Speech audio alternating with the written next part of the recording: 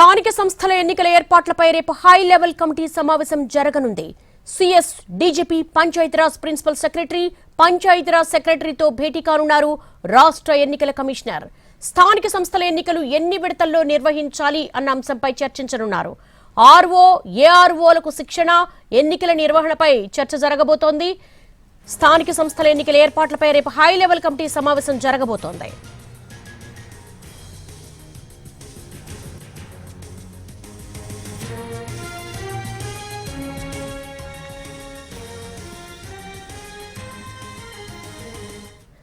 స్థానిక సంస్థల ఎన్నికల ఏర్పాట్లపై రేపు హై లెవెల్ కమిటీ సమావేశం జరగనుంది. దీనికి సంబంధించి సుధీర్ అడిగి మరిన్ని వివరాలు తెలుసుకుందాం. Sudheer, CS, DGP, Panchayati Raj principal సెక్రటరీతో సమావేశం కాబోతున్నారు. ఈ హై లెవెల్ కమిటీ ఎజెండా అయితే స్థానిక సంస్థల ఎన్నికల ఏర్పాట్లకు సంబంధించిన ఇతర రాజకీయ అంశాలు ఏమైనా ఉన్నాయా? స్థానిక సంస్థల ఎన్నికలకు సంబంధించి ఏర్పాట్లు చేసేందుకు రేపు ఎన్నికల కమిషన్ హై లెవెల్ కమిటీ సమావేశాన్ని ఏర్పాటు చేసింది.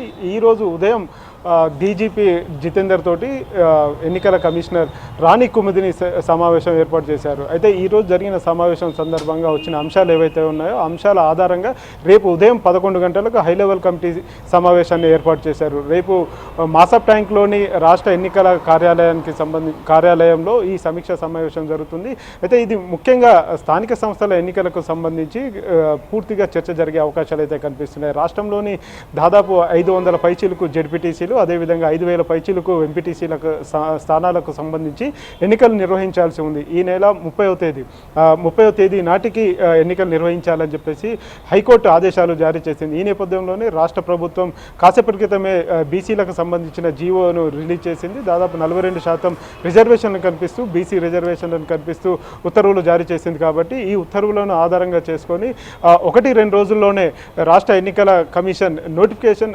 షెడ్యూల్ను విడుదల చేసే అవకాశాలు అయితే కనిపిస్తున్నాయి. మనకు అందుతున్న సమాచారం మేరకు సోమవారం దీనికి సంబంధించి షెడ్యూల్ విడుదల చేసే అవకాశాలు ఉన్నట్టుగా కూడా తెలుస్తుంది. ఎందుకంటే ప్రస్తుతం రాష్ట్రంలో నెలకొన్న పరిస్థితులు ఏవైతే ఉన్నాయో శాంతి భద్రతలు అన్నీ కూడా అదుపులోనే ఉన్నాయని చెప్పేసి ఈరోజు జరిగిన సమావేశంలో డీజీపీ ఎన్నికల కమిషనర్ రాణి కుముదిని దృష్టికి తీసుకురావడం జరిగింది. ఎన్నికలు ఇప్పుడు నిర్వహించేందుకు అనుకూలంగా ఉంది వాతావరణం అని చెప్పేసి ఆయన సంకేతాలు ఇచ్చిన నేపథ్యంలోనే ఇటు రాష్ట్ర ప్రభుత్వం నుంచి కూడా ఎలాంటి పరిస్థితులు ఉన్నాయని తెలుసుకునేందుకు రాణి కుముదిని రేపు హై లెవెల్ కమిటీ సమీక్ష సమావేశాన్ని ఏర్పాటు చేశారు.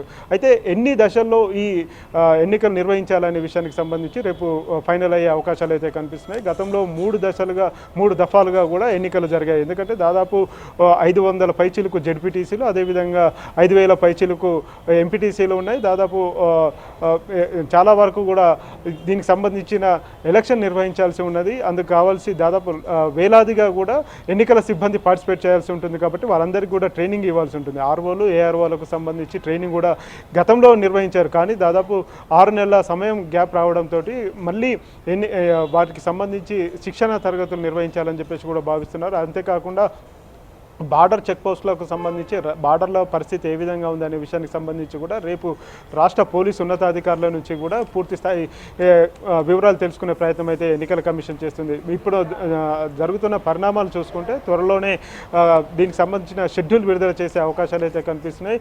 మొదటగా ఎంపీటీసీ, ఆ తర్వాత జెడ్పీటీసీ, ఆ తర్వాత సర్పంచ్ ఎన్నికలు నిర్వహించేందుకైతే ఎన్నికల కమిషన్ ప్రయత్నాలు చేసినట్టుగా కూడా తెలుస్తుంది. మొదటగా రిజర్వేషన్ల ప్రకారం జరిగే ఎలక్షన్స్ ఏవైతే ఉన్నాయో ఎంపీటీసీలు ఎక్కువ స్థాయిలో ఉంటాయి, వేల సంఖ్యలో ఉంటాయి. కాబట్టి ముందుగా ఎంపీటీసీ ఎన్నికలకు సంబంధించి నిర్వహిస్తారు, ఆ తర్వాత జెడ్పీటీసీ ఎన్నికలు నిర్వహిస్తారు, ఆ తర్వాత స్థానిక సంస్థలు అంటే సర్పంచ్ ఎన్నికలు, ఆ తర్వాత వార్డు మెంబర్లకు సంబంధించి అంటే సర్పంచ్, వార్డు మెంబర్లు ఒకేసారి జరుగుతాయి. కాబట్టి ఆ విధంగా ఎన్నికలు నిర్వహించాలని చెప్పేసి ఎన్నికల కమిషన్ భావిస్తున్నట్టుగా కూడా తెలుస్తుంది. అయితే ఎన్నికల కమిషన్ ముందుగా తీసుకున్న నిర్ణయం ప్రకారం కావచ్చు, అదేవిధంగా రేపు అధికారులు హై లెవెల్ కమిటీ ఇచ్చే రిపోర్ట్ ఏదైతే ఉంటుందో ఆ రిపోర్ట్ ఆధారంగానే ఎన్నికలు నిర్వహించాలనే విషయానికి సంబంధించి ఒక క్లారిటీ వచ్చే అవకాశాలు అయితే కనిపిస్తున్నాయి.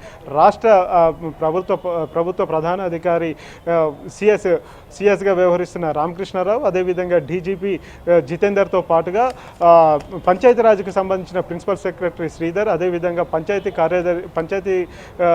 పంచాయతీరాజ్ శాఖ కార్యదర్శి సృజన, ఈ నలుగురితో పాటుగా మరొక 2 ముఖ్య అధికారులు ఈ సమీక్షా సమావేశంలో పాల్గొంటారు. ఈ సమీక్షా సమావేశం సమావేశం రేపు ఉదయం 11 గంటలకు మాసప్ ట్యాంక్లోని రాష్ట్ర ఎన్నికల ప్రధాన కార్యాలయం ఏదైతే ఉందో ఆ కార్యాలయంలో జరుగుతుంది. సుమారు 2 గంటల పాటు జరిగే ఈ సమావేశంలో పూర్తి స్థాయిలో ఎన్నికల సన్నద్ధతకు సంబంధించి ఏర్పాట్లు చేస్తారు.